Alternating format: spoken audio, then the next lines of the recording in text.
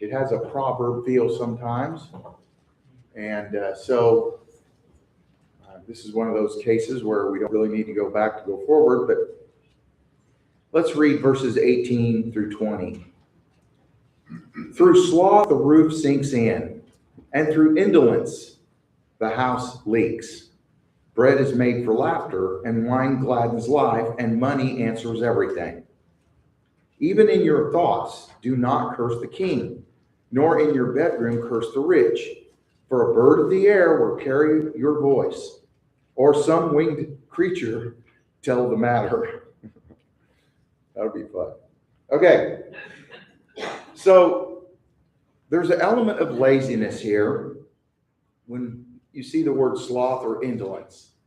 That's not a word we use very often, sloth. That guy's a sloth. I usually just go right to the L word, okay? But anyway, the leaky roof. It doesn't merely show itself. It's seen in the more subtle, eventual breakdown. With time, you'll see that the job is not well done. You may look at the roof and say, well, that's in good repair. That's because the sun's shining, right? As long as the sun's shining, the roof's fine. But when the rain comes, it'll show that it's not. And so that's also showing a fool, right? It's foolishness. But it shows itself through the leaky roof when it starts to rain. The fool will do something even more illogical. They will look at the roof when it rains and say, I cannot fix it now because it's raining. Yeah, I'm going to have to label myself a fool sometimes, when the roof's leaking. And you're like, I should have fixed that roof when it wasn't raining. Well, I can't fix it now because it's raining. Then when it's not raining, they'll say, well, the roof doesn't need to be fixed. All right. We can find ourselves in that position sometimes. And so we have to be careful. And that, there's a little planning involved. There's a little bit of using your intellect that God has given us to plan ahead and look a little bit, if we can, to the future and know that, certain elements of our life need maintenance. And so plan accordingly. Thought here? Okay. But anyway, that's what Solomon's doing. He's pointing out the fool and the laziness and what that looks like through the leaky roof. Yes. Yeah. This is the difference between discipline and motivation. Okay. Motivation might be, well, the roof's leaking, oh no, but discipline is that fixing it when it's not raining. And taking care of things. Yeah. So I'm sure we all have a story that probably would associate this, but I'll tell you one of mine, okay? I have roots in my sewer. Do some of you have that? If we live in the country and you got trees around your house, you might have that. And when we think of roots, we think of something that's big and bulky, right? That's holding a tree in. Well, these roots are little bitty, almost like hairs, little bitty tentacles that find its way to a water source. And then once it gets in there, it leaves its way through. And then all of a sudden you have a root ball about that long in a 4-inch pipe or a smaller pipe, 3-inch pipe. Anyway, that's what happens if I don't put the stuff down in the sewer. So what does it look like when my sewer backs up? My sewer's fine until it backs up. Should have put that root stuff down it. Now once a year I do that. I'll either do it or it'll show me that I need to do it. But hopefully I'm not the fool and I do it, I'm motivated to do it, or I should be doing it, right? And being disciplined. Okay. All right. Verse 19. Brother Petrillo kind of mentioned this, and I thought it was kind of interesting. He called this the fool's theme song. So bread is made for laughter. The verse is most likely the fool's theme song. They have 3 main areas of interest. Food, solely for personal enjoyment. And then there's wine mentioned to get drunk and make my life merry, or somebody's life merry, a shallow type of happiness. And money is the answer to everything. That's what Solomon is saying. But when is it the answer to everything? When we need it and when it's used correctly, it's used wisely. But this philosophy is the shallow reasoning of the fool.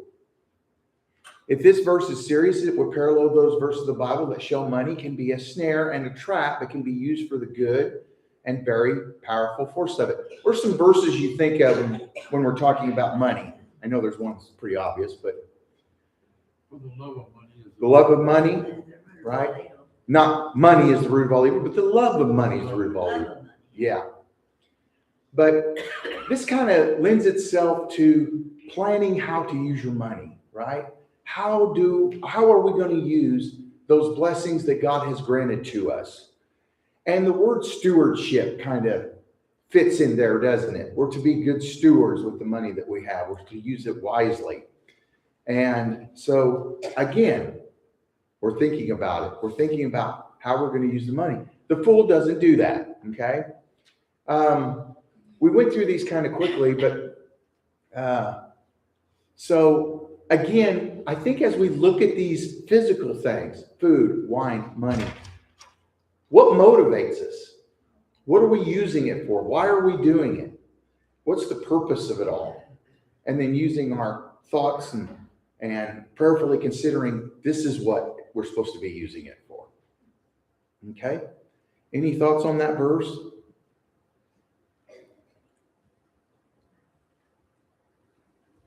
Okay. So on to verse 20. What's that saying? Did you think of a saying when you read Ecclesiastes 10:20 about the bird? Any thoughts on that? Jim? Walls have ears. The walls have ears. That's a good thing. Yeah. Yeah, that's something you might think about. What about the bird? Did you think about anything involving a bird? You know, the Little birdie told me. a little birdie told me. Okay. Some commentators believe that's where that phrase comes from this verse. A little birdie told me. And so that's it. Little bird told me. This verse might be the basis of that saying. I don't know if it is or not, but it could be. It's practical advice about words, though.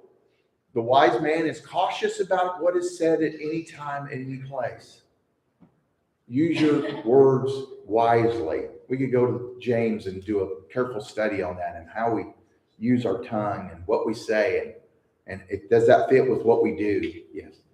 I was a deputy when email started being used quite a bit. Okay. And the first thing that we were told is always assume that every email will be read by everyone. Yeah. Yeah. I Yeah. think that's been forgotten over time. Right. And that pushes us into the social media, arena. You can say whatever you want. You can type whatever you want and hit send or hit enter, and you're sitting behind the keyboard. It's like this big barrier wall. No one's going to get to me, so I can say and do whatever I want. That is really dangerous. And people who in Hollywood and other places who did things early in their life, all that stuff comes back to them. And there it is. It's documented. But I feel like when you're sitting or you're at the water cooler or you're standing in a place and you just want to vent and you're going to say things that you shouldn't say. And people are going to hear them. And where do those words go to when people hear what you said? Especially if you said it in anger, or if you said it in frustration, or whatever the emotion might be that you said it in. And so we have to be careful and choose our words wisely. All right? We don't know where the words will be carried off to. We should choose our words wisely. Okay. That is the end of chapter 10. And we're getting close to chapters 11 and 12 being the end. I'm going to do a neat little trick here. I hope it works.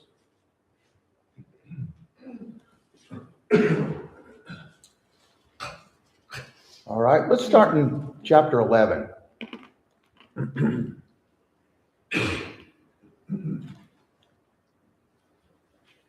Why don't we begin reading chapter 11?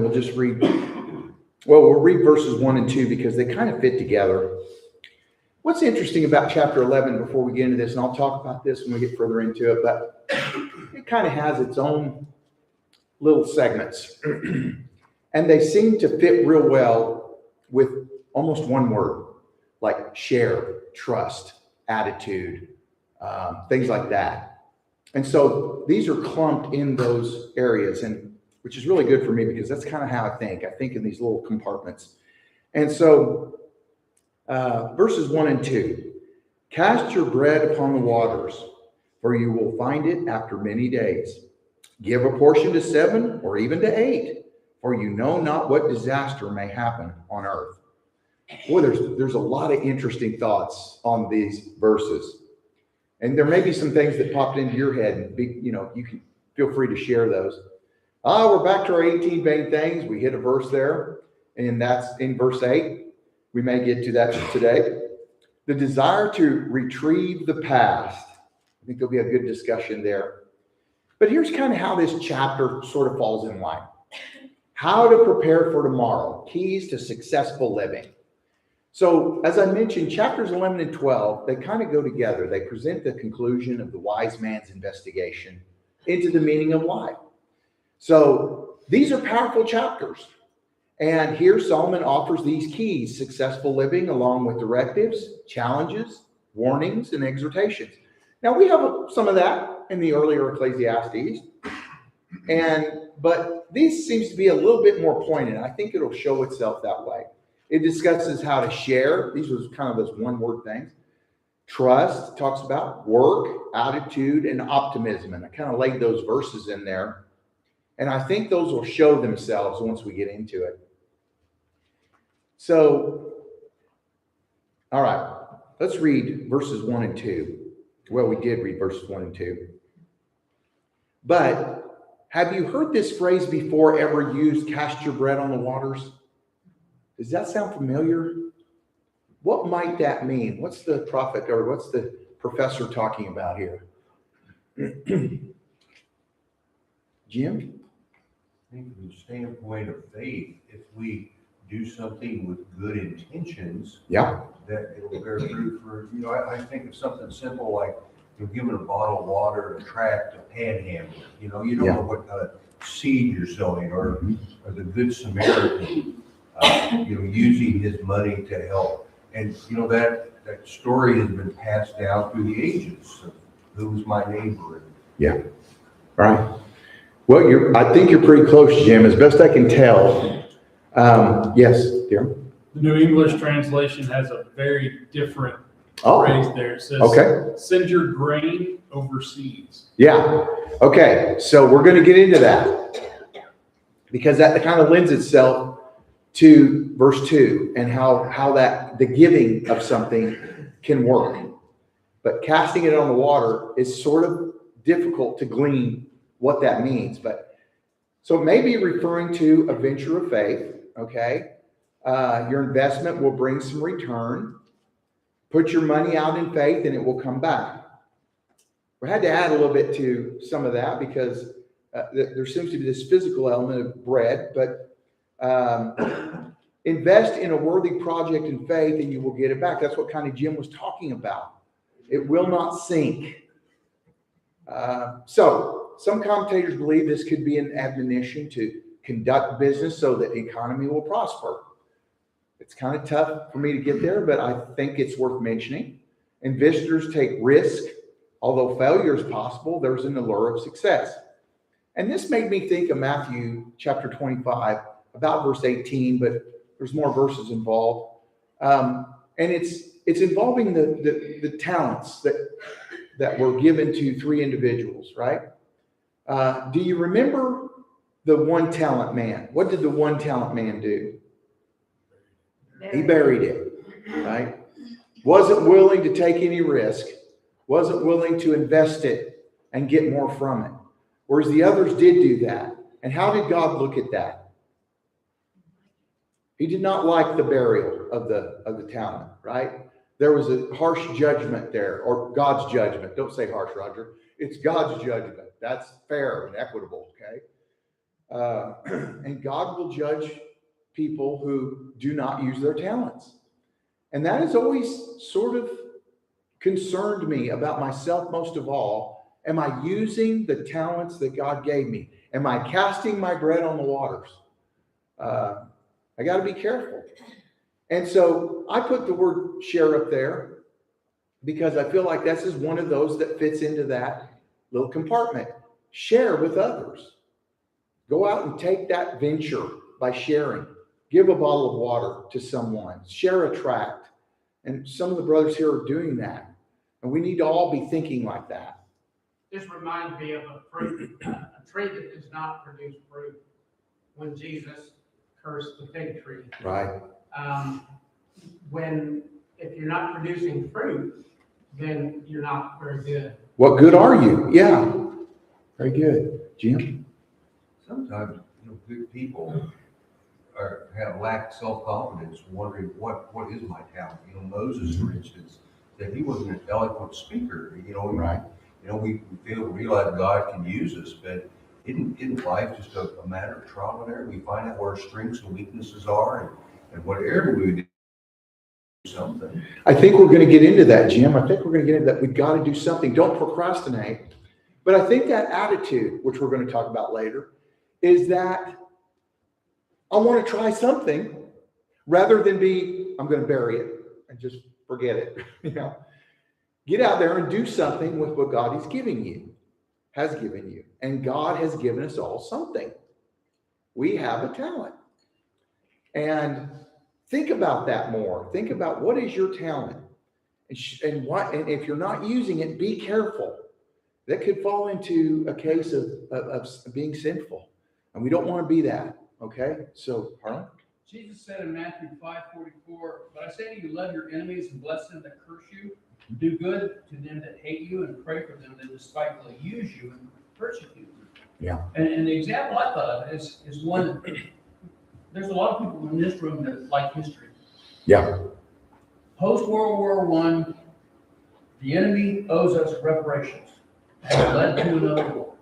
Yeah. Post-World War II, Marshall Plan built up two nations that had been horrendous enemies and are now tremendous allies.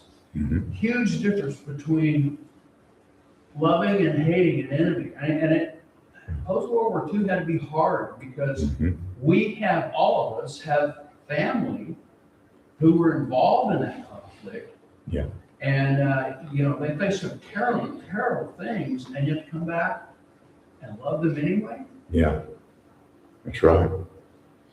Yeah, it's so countercultural. Love your enemies. Study it and live it. That's a good one. Thank you, Harlan. Okay, verse 2. I think verse 2 kind of goes with verse 1. Seems to. It just depends on the interpretation. If maritime trade is the topic, which it could be, he mentioned ships casting, or at least casting water, bread on the water. This verse encourages the divisions of good among several ships, so that if something bad happens, not all of them will perish or be, you won't be able to get it back. It goes by the ocean. So, using several ships. If this verse is concerning general commerce, then this urges a person in business to share the profits with their associates. But I think there's something a little better here. Give a portion. Could be a benevolent act. Possibly those who have been helped by may assist the benefactor. So someone we've helped might help us. And we certainly don't do things for that reason. I'm going to do this, quid pro quo, that kind of thing. No, we're doing it, and especially as a Christian, we're doing it because God mentions it. Jesus mentions it, right? Because if you do it to these, you've done it to me. If you've done it to the least of these. Yes, Marianne? Back a few years ago, there was a custom that people had wearing a bracelet that would say, "What would Jesus do?" WWJD, yes. And I never did that, but no, it's baddish. But anyway, but it's a very good thing to do wherever you are, whatever you do. And if something comes up in your head that you're angry or miffed by something, what would Jesus do? And you change that and try to do something nice. Yeah. And when you have much, share. And when you do the things you think that the Lord would do in all circumstances, That's right. it doesn't have to be so so planned, you know what I mean? Because those kind of plans often fall apart. Yeah. So spontaneous is good. It's good too, isn't it? Yeah. So, yeah, I was thinking of, so you already know my weakness, I think. Oh, 1 second, Nate, and we'll come to you. You already know my weakness. And maybe you have the same weakness. When you're in a car and someone cuts you off, right? Let me tell you what to say when that happens, okay? One of my brothers or sisters is in a hurry, okay? If you'll do that, then you'll give them some grace and just let it go, okay? Because we love each other. And love your enemy, right? I mean, not that that's an enemy, but learn how to give me. But changing your attitude, I think, is really good when it comes to that. Yeah, Nate?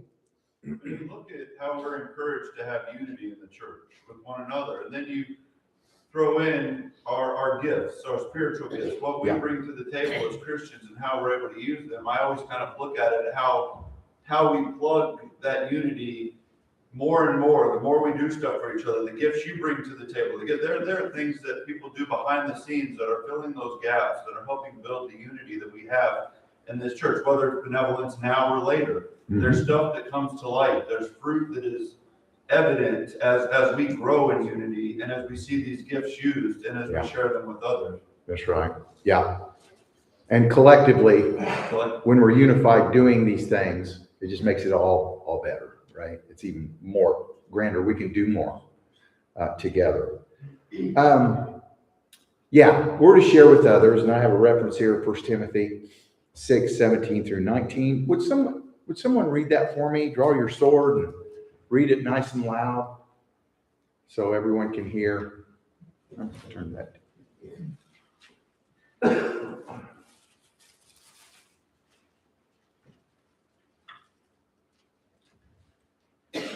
Command them that are rich in this present age not to be haughty, nor to trust in uncertain riches, but in the living God, who gives us richly all things to enjoy.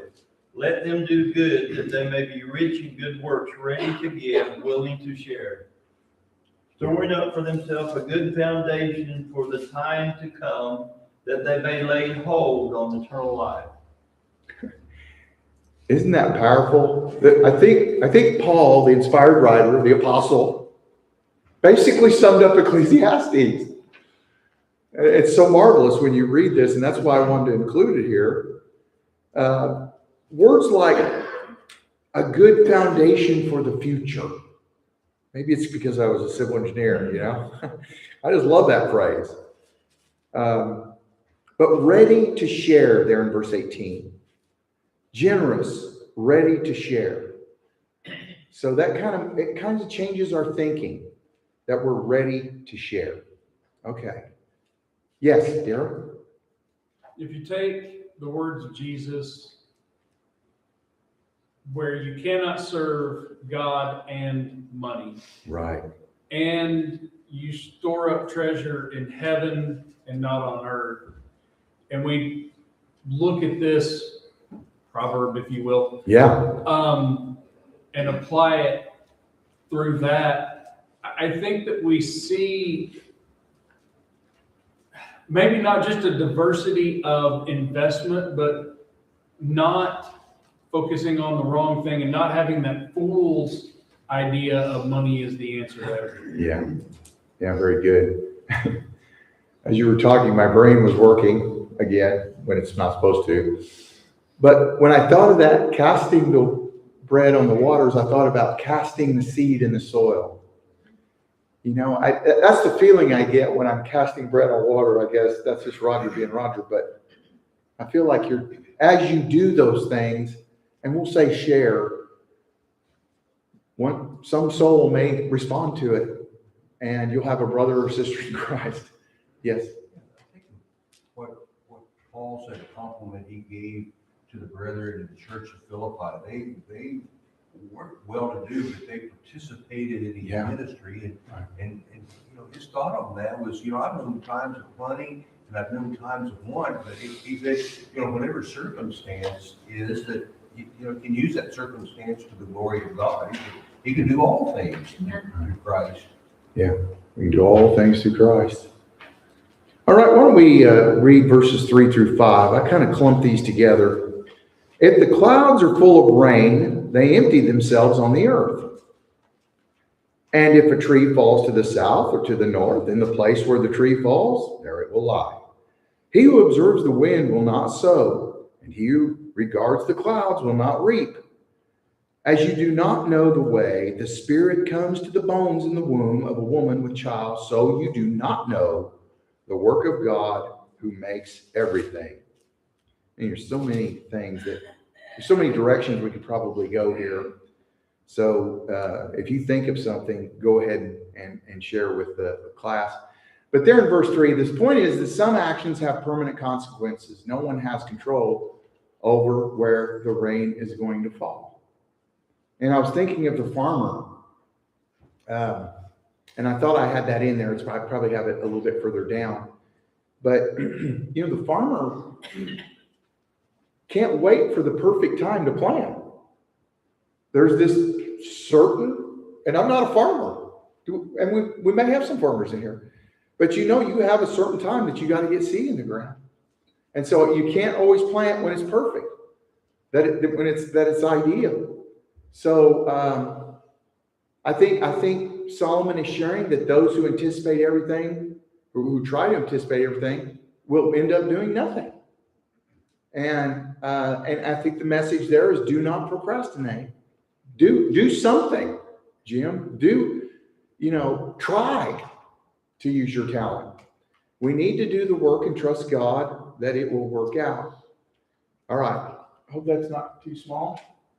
How many times have we said, I will work on it tomorrow? We need to take advantage of every opportunity of time.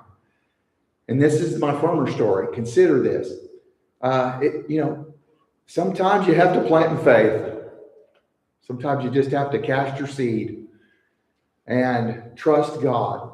But do not procrastinate. And so some great lessons here. And I think verse 5 sort of fits with these verses. And so I included it here. Certain parts of God's work defy explanation. And Mary Ann's made a great point about this. We don't know a lot of times what God has planned, but we're going to do it anyway. And then we're going to pray that he be with us. And then he will help us. If God is for us, who can be against us?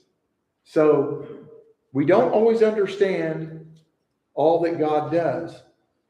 So Ecclesiastes has shown us that. Go ahead, Greg. Well, it's shown us that the life of faith does not get rid of ignorance. It allows us to forget about it, though, and to have faith. It will work out. Things are going to work out. Okay, Greg? I was thinking about this 3 through 5. I really think it's just an expounding upon what we've been talking about in 1 and 2 more. It really does. They kind of fit together. Yeah. Yeah, because if you think about the way it talks about in verse 3, the clouds are full of rain and they empty themselves on the earth. Think about the parable of the foolish master, right? Who barns are full, and he's like, I don't know what to do with them. I'm going to tear down my barns and build bigger ones instead of, you know what? There's those around me that need share it. Want, yeah. Right? And so when we are full of blessing, our role on this life is to share, to spread those out, just like the cloud filled with water. Yeah. And otherwise, we'll be like that tree who, once we're dead, there is no more good for us. I mean, as far as in this life, right? Yeah, there's no more in this life we can do. Yeah. There's our works has ceased. And so we need to be about the work of God, as you've been saying. And just quickly there in verse 5, we may not ever see what ends up from the good works that we do. Thinking about why am I blanking on this? With the Good Samaritan. Okay. We don't know. The story ends with he can pay for everything that he needs and it's done. What came out of that? What was the reactions from that person? Did he realize, oh man, I need to be better towards? We don't know what's going to happen. So our good works may be fruitful. We may be casting seed that will result in fruit for the kingdom. Yeah, very good. Yeah. I think this does fit. So I think this is going to kind of bind itself together. And we're going to find out these verses all go together. Because it's sort of, if you trust, you're going to share. You're going to share if you trust. I mean, that's kind of the way that is working. But we don't know how the bones are formed. Where? In the womb. And what's there? What does Solomon say about that? It's a child in the womb. So that's not necessarily what we're supposed to be talking about, but it is interesting the way he unfolds this for us. It's not just some fetus. This is by design. Bones are being formed in the womb, and that's a child. Lesson within the lesson. Because they say, it's not alive. Just fetus. Work it out. Solomon shows that it is not. And there are other verses that we could go through, but I thought that was interesting. We don't know how the bones are formed. It doesn't mean we don't trust that they will form. It does not mean that we sin if we try to find some answers. We have to have faith. So that's what we need. We need faith. The final result is that we will not know everything. It does not all have to be explained logically, Marianne. That's what Marianne shared. With faith, we're able to accept some things. In fact, with faith, we're able to accept all things. Because we're looking at it in the terms of God is in control. And I know there's a song called Jesus Take the Wheel. That's not what we're talking about, right? Just curious, when we're saying that we need to have faith, are we saying that we're just accepting something without knowledge, or are we kind of saying that we need to trust in that God has answers that we don't have to yet? I think that's what we're saying. Yeah. God has the answers. We just don't know exactly what it looks like, but have faith to move forward anyway. Don't procrastinate. That's what Solomon taught. Daryl and then Jim. I'm sitting here listening to this, and I'm thinking about what Jesus said about God brings the rain on the just and the unjust. Yeah. And when I think about that, we don't understand why. And it also, I think under the old covenant, they had more of a problem with that, but I still think it's in the heart of man to see someone who's enjoying prosperity and somehow think that that's tied to God's blessing or righteousness or something. Yeah. And I think that all of this is a warning against that. Yeah. Or the faulty belief is when something bad happens, what sin did that person commit? Yeah, to deserve that. Well, there might be a sin that they committed that caused it, but anyway. Yeah, Kelly. Or wait, I had somebody else, didn't I? Oh, Jim. Okay. Continue Greg's comment. I don't know the verse in the chapter, but a man was wanting Jesus to heal him, and Jesus said he could if he believed, and the man said, well, help my unbelief. Yeah. I don't know how you do it, Lord, but I know you can do it. And I'm plead ignorance on that. Yeah, me too. Yeah. How does God do that? Or can, in that verse it seems that he does, but the fact that the man went to him shows some form of belief, right? Yeah. Kelly? We need to know that God has a purpose in all things, and we need to trust in that. We don't need to see the end result right now. Right. We may be going through a time of difficulty. And I love going back to the example of Joseph. He sold into slavery, going into Egypt, and God was taking care of him all along the way. Right. But terrible things were happening to him. Yeah. But God had a purpose for everything that happened. Yeah. And we need to trust God with the purpose. Whatever we're going through, it's going to be okay because God has a purpose and a plan in it. Yeah. You mentioned Moses, and I thought of Abraham. Then I thought of Joseph, and I thought of Job, and then I thought of Hebrews 11, and that hall of faith, we call it sometimes, where all those people trusted God and everything worked out, didn't it? Everything worked out. We have those examples for ourselves. All right, let's look at verse 6. Verse 6 probably goes with verse 5, but I separated it out. In the morning sow your seed, and at evening withhold not your hand, for you do not know which will prosper, this or that, or whether both alike will be good. It almost feels like a summation of the share and trust. I called it work, but since you don't know the course of the future, then you should give your best effort. Cast your seed. Cast your bread on the water. Share it anyway. Trust in God. Don't procrastinate. Don't wait until tomorrow to do what you can do today. Give your best effort now. I think I've already said that. I'm repeating myself. This verse could be considered with the previous verses, okay? We have to trust, and this is what Greg was pointing out, that our activities will be fruitful. You do not know is kind of separated out. We have to recognize that we do not know all things and acknowledge what God does, or that God does all things. The value of work has been emphasized throughout this book, and I've listed those verses. You need to work. You need to get yourself into it. You need to enjoy it.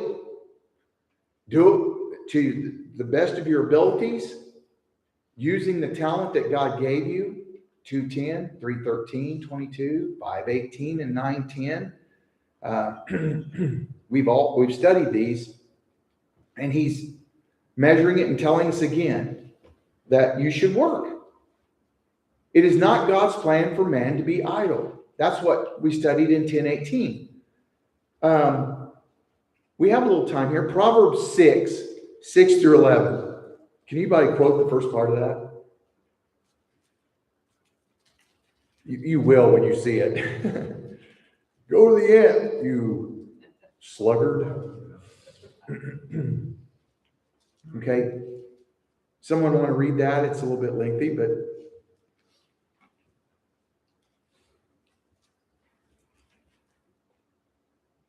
I'll go ahead and read that. Go to the end, O sluggard, consider her ways and be wise. Without having any chief officer or ruler, she prepares her bread in summer, gathers her food in the harvest.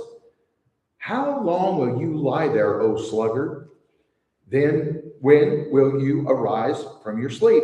A little sleep, a little slumber, a little folding of the hands to rest, and poverty will come upon you like a robber, and want like an armed man.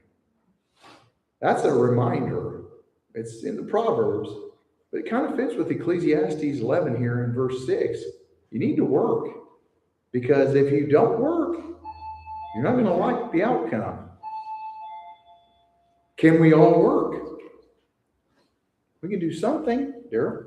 Well, 2 Thessalonians 3, where it states plainly if a man does not He doesn't eat. work, then he Yeah, also doesn't eat. right. But in verse 13, just immediately on the tail of that, it says, as for you, brothers, do not grow weary in doing good. Mm-hmm.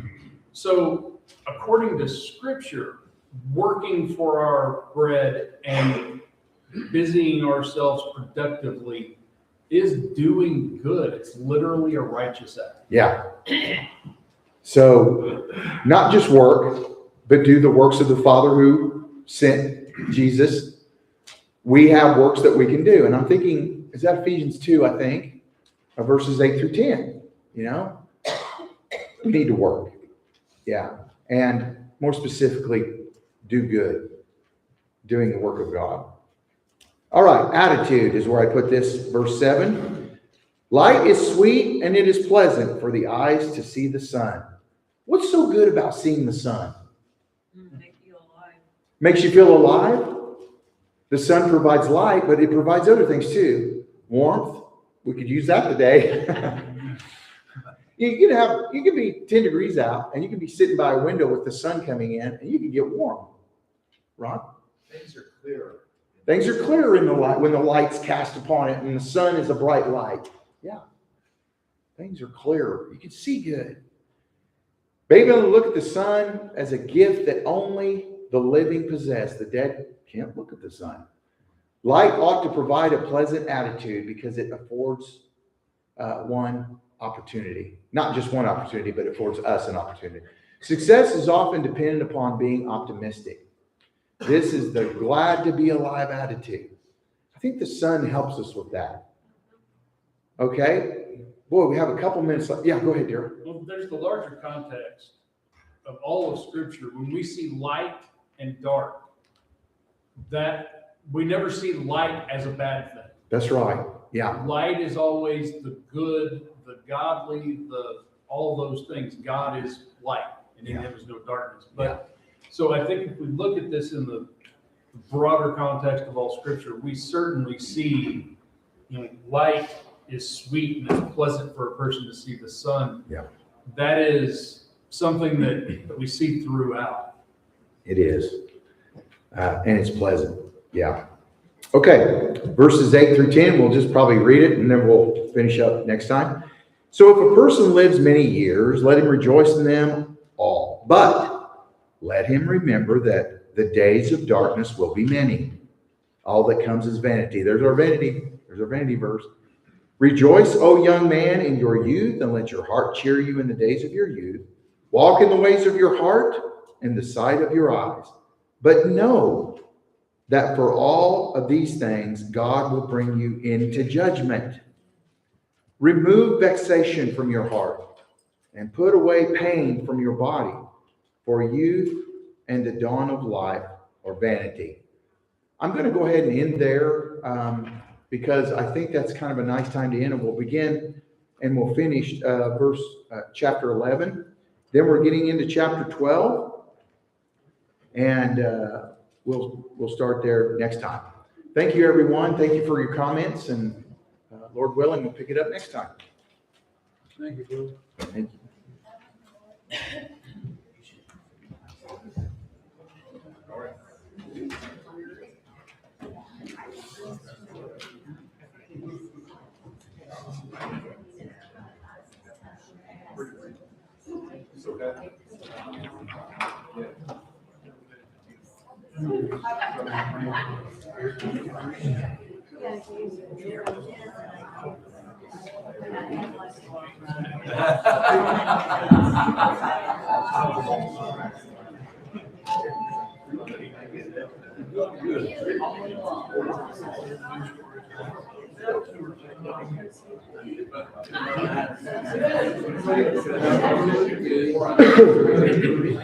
Good.